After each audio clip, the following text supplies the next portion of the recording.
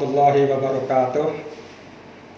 Alhamdulillahilladzi karrama bani Adam ja'alahum khalaifal ardi summa ba'asa fi kulli ummatin rasulam minhum yatlu alaihim ayatihi wa yad'uhum ila ibadatillahi wahdah. Wassalatu wassalamu ala rasulillah wa ala alihi wa mawalah, amma ba'du. Para pendengar yang budiman, pada kesempatan hari ini saya akan membawakan tema mempererat jalinan silaturahim. Perintah ini didasarkan kepada Al-Quran surat An-Nisa ayat 1. A'udzubillahi minasyaitonirrajim. Ya ayyuhan nasu taqu rabbakumul ladzi khalaqakum min nafsin wahidah wa khalaqa minha zawjaha wa bassa minhuma rijalan katsiran wa nisaa wattaqullaha alladzi tasaaluna bihi wal arham innallaha kana 'alaikum raqiba. Wahai sekalian manusia, bertakwalah kalian kepada Tuhanmu yang telah menciptakan kalian dari diri yang satu, kemudian menciptakan darinya, dari diri yang satu itu pasangannya, kemudian berkembang biaklah dari keduanya laki-laki dan perempuan dalam jumlah yang banyak. Oleh karena itu bertakwalah kalian kepada Allah yang dengannya kalian saling meminta satu sama lain, dan jagalah hubungan kekerabatan. Sesungguhnya Allah sangat mengawasi kalian. Adapun silaturahim ini sebenarnya perluasan dari silatul arham yang dalam bentuk tunggalnya silaturahmi, yang artinya menjaga hubungan kekerabatan. Diperluas menjadi silaturahim yang artinya menjaga hubungan kasih sayang sesama umat manusia. Silaturahim selama ini dipahami dengan salah kaprah. Artinya mereka mengadakan silaturahmi hanya mengadakan satu pertemuan sesaat yang diadakan oleh satu panitia yang terbentuk. Kemudian di sana diadakan ikrar halal bihalal ya, satu sama lain. Itu sebenarnya adalah baru kulit ya, permukaan saja. Karena silaturahmi itu adalah sebenarnya satu lembaga yang permanen dibentuk oleh Al-Quran, dan itu harus dilaksanakan setiap saat, setiap hari. Adapun tuntunan tentang menjalin silaturahim ini secara lengkap dituangkan di dalam surat An-Nisa. Saya tidak akan bacakan surat ayat-ayatnya, tapi saya cuplik butir-butir yang penting dalam rangka membangun silaturahmi sebagai satu kelembagaan sosial yang permanen. Pertama, silaturahmi atau silaturahim itu dibangun dengan membentuk satu kelembagaan rumah tangga yang permanen dan suci. Oleh karena itu, perkawinan adalah salah satu tangga atau pintu untuk ini. Kemudian, ketika kita membangun lembaga rumah tangga, maka hendaknya diperhatikan dan dijaga hak-hak yang menjadi keluarga, terutama kalau di sana ada anak yatim. Hendaklah hak-hak anak yatim kita penuhi, jangan kita zalimi, sehingga dari sana terciptalah hubungan kekeluargaan. Kemudian yang ketiga, sebelum seseorang melakukan akad nikah, maka pihak suami perlu menyiapkan mahar yang sesuai dengan kemampuan. Ini sebagai awal membangun rumah tangga diawali dengan bukti kesiapan untuk memberikan nafkah. Yang keempat, hendaklah dijaga sistem pewarisan secara syar'i. Ini juga bagian dari silaturahmi yang sah dan murni, ya. Karena memang di masyarakat kita sistem pewarisan itu kadang-kadang dilaksanakan dengan hukum adat, ya. Yaitu harus dicari kiat-kiat. Yang pertama, pewarisan itu ditunaikan secara syar'i, baru kemudian dirundingkan kembali. Andai kata menurut hukum adat beda, jadi harus ada saling ikrar, saling membeli dan menerima secara tulus. Jadi nanti itu penyelesaiannya adalah berupa hibah dan lain-lain. Tapi sistem pewarisan secara syar'i harus ditegakkan. Yang kelima, hendaklah menjaga silaturahmi ini, keberlangsungan hubungan kekerabatan. Hendaklah setiap orang menyiapkan generasi yang kuat. Ada di dalam surat An-Nisa itu perintah yang artinya hendaklah setiap orang takut kalau dia meninggalkan generasi yang lemah.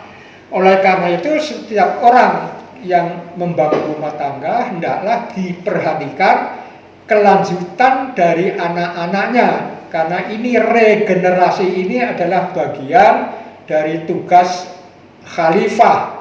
Karena tugas khalifah adalah selama hidup, sedangkan umur kita terbatas, maka harus ada regenerasi. Dan untuk itu orang tua harus menyiapkan warisan yang cukup agar jangan sampai nanti di kemudian hari anak-anak kita tidak punya penghasilan dan akhirnya selama hidupnya mempersalahkan orang tua, ya. Orang tua bukannya didoakan setelah mati, tapi dikutuk habis-habisan oleh anak-anaknya karena tidak mempersiapkan waris ini.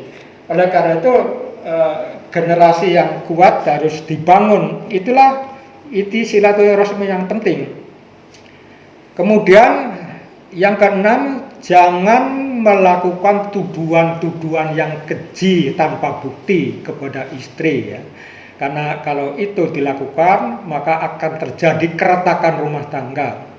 Yang ketujuh, hendaklah dibudayakan taubat setiap hari, ya, yaitu itu tadi seperti saya katakan di ceramah saya yang dulu, taubat pada hakikatnya adalah berusaha setiap saat untuk selalu berada di dalam jalur sirat al-mustaqim.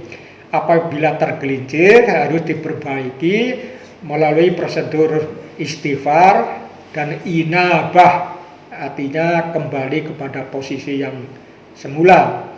Kemudian yang kedelapan, hendaklah dijaga agar tidak memakan harta orang-orang mukmin secara batil, karena ini adalah bentuk kedoliman yang bisa merusak hubungan kekerabatan. Yang kesembilan, tidak saling membunuh, tidak saling bermusuhan, dan tidak saling mendolimi. Dalam hadis yang ringkas, la darara wa la dirar, jangan saling membahayakan. Karena kalau seseorang melakukan perbuatan yang membahayakan orang lain, maka dampaknya akan terjadi keresahan dan permusuhan di dalam masyarakat. Kemudian yang ke-10 ini adalah bagian dari perluasan silaturahmi menjadi silaturahim, menjaga kasih sayang umat secara makro, ya.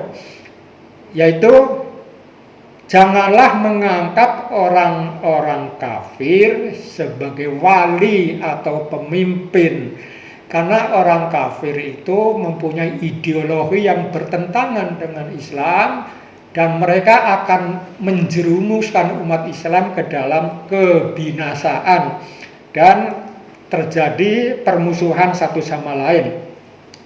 Yang kesebelah, hendaklah mentaati Allah dan Rasul dalam segala hal. Ini sudah pernah saya sampaikan dalam pengantar puasa. Dan yang terakhir, yang paling penting adalah tidak menyekutukan Allah dalam ibadah dan lain-lain atau musyrik.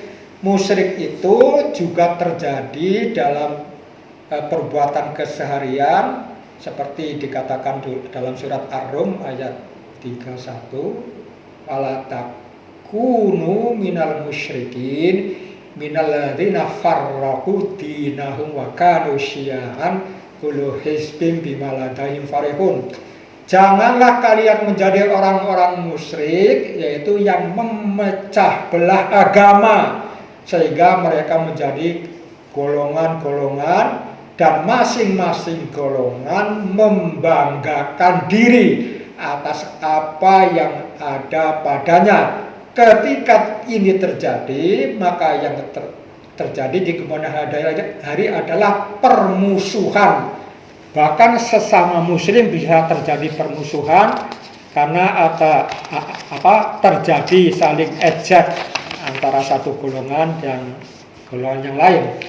Adapun pengikat silaturahmi, yang pertama adalah hadis Nabi yang diriwayatkan oleh Muslim, ad-dinu an-nasihah. Agama itu adalah ketulusan. Lalu sahabat bertanya, liman ya Rasulullah? Nabi menjawab, lillah wali rasulihi wali kitabihi wali a'immatil muslimin wa amatihim. Ketulusan itu harus ditujukan kepada Allah, kepada kitabnya, kepada rasulnya, kepada para pemimpin muslim, dan setia kawan loyal terhadap sesama muslim. Itulah pengikat silaturahmi yang penting. Oleh karena itu dalam tatanan masyarakat yang dipimpin oleh orang Islam, maka masyarakat umat dilarang melakukan pemberontakan terhadap pemimpin yang sah. Walaupun pemimpinnya misalnya melakukan kekeliruan, selama dia berpegang teguh pada ajaran Islam, tidak boleh diturunkan, tidak boleh melakukan pemberontakan, tapi harus dihadapi dengan sabar, amar ma'ruf dan nahi mungkar. Kemudian yang menghambat silaturahmi adalah sebagaimana yang dikatakan dalam surat Al-Ma'un. Ara'aital ladzi yukadzibu biddin fadzalikal ladzi yad'ul yatim wa la yahuddu 'ala ta'amil miskin fawailul lil musallin alladzina hum an shalatihim sahun alladzina hum yura'un wa yamna'unal ma'un. Tahukah kalian orang yang mendustakan hari pembalasan? Mereka itulah orang-orang yang menghardik anak-anak yatim dan tidak menganjurkan memberi makanan kepada orang-orang miskin. Maka celakalah bagi orang-orang yang sholat, yang sholatnya itu dilakukan hanya sekedar sehingga lalai, dan sholatnya itu dilakukan karena riya. Dan yang terakhir yang paling penting adalah wayamna'unal ma'un. Ya. Al-ma'un berasal dari kata ma'ana, artinya satu aliran. Yamna'unal ma'un secara pengertian modern adalah menghambat proses. Kalau seseorang dalam satu lingkup organisasi melakukan perbuatan yang menghambat proses, maka pada saat itu dia melakukan perbuatan termasuk kategori yamna'unal ma'un, dan itulah orang-orang yang mendustakan hari akhir yang akan mendapat kecelakaan. Salah satu bentuk al-ma'un ya seperti HP. Oleh karena itu orang-orang penting yang pegang kebijaksanaan organisasi jangan sekali-kali membiarkan ada pesan HP yang masuk tapi didiamkan saja, tidak direspon. Akibatnya nanti proses perjalanan organisasi akan terhambat. Dan itu adalah bagian dari dosa yang tidak disadari. Itu bagian dari silaturahmi.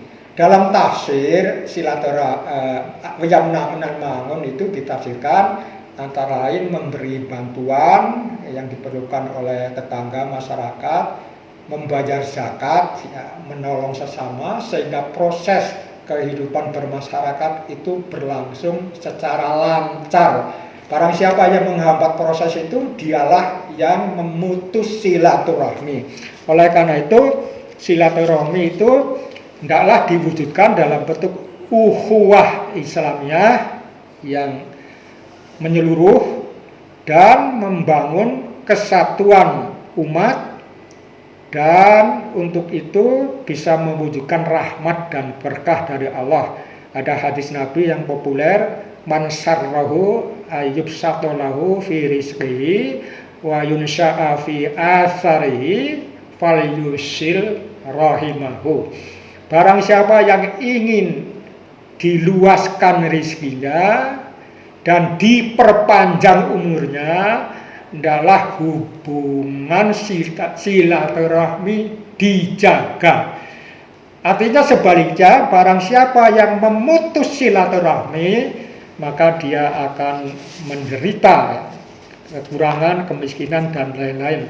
Inilah pesan yang penting dalam rangka mewujudkan silaturahmi. Mudah-mudahan bermanfaat. Billahi taufiq wal hidayah. Assalamualaikum warahmatullahi wabarakatuh.